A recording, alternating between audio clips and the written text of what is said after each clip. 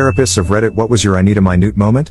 1. More of a funny story, but I arrived at a client's house for a session. I was doing in-home therapy for adolescents at the time, with a 13-year-old kid. He was a little late getting home from school, so he wasn't there yet. His mother has me sit down to wait for him and says that while he's not home she wanted to ask me something. I'm assuming it's about her son since that's why I'm there. She proceeds to ask me why I think her boyfriend won't perform oral sex on her and if I have any suggestions to change that. Really didn't see that one coming. 2. Not a therapist but volunteered on a suicide hotline for a number of years. Took a call from a young woman who was hysterical on the phone. Was difficult to make out what she was saying amongst her sobs, but I could make out she was outside. I asked her where she was and she replied that she was on the top floor of a multi-story car park and was contemplating jumping off. I talked with her, tried to calm her. Meanwhile I was shaking like a leaf, but to no avail. She jumped and the line went dead. It was in the local paper not soon after and it stayed with me for years. 3. I worked in child/adolescent crisis before my current job. I could tell a lot of stories, but the one that still really sticks with me is this. If you're not familiar with crisis units in the hospital, they have CCTV so security guards can watch multiple patients simultaneously to monitor behavior for safety. I'm working a crisis case of a 12-year-old male after a few years at the same hospital. The child had been aggressive towards staff, broke a crisis worker's nose, so he'd been put in 4-point restraints. Don't even get me started on that human rights violation. One of the guards comes to me and says, "I think you need to see this." He pulls up a screen recording and there's a video of mom putting her hand down the child's pants, gesticulating her hand inside his pants, then pulling her hand back out after a few strokes. And then,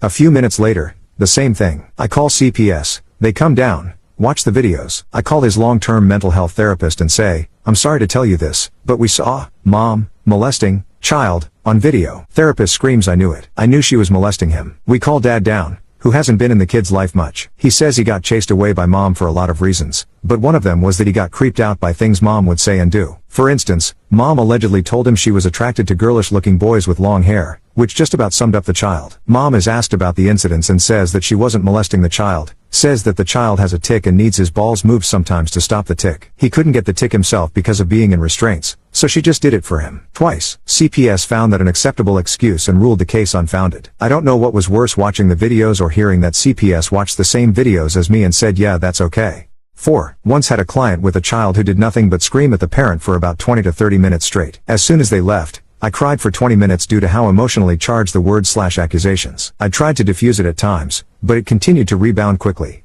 5. Goddamn, I hope all these therapists have a damn good therapist.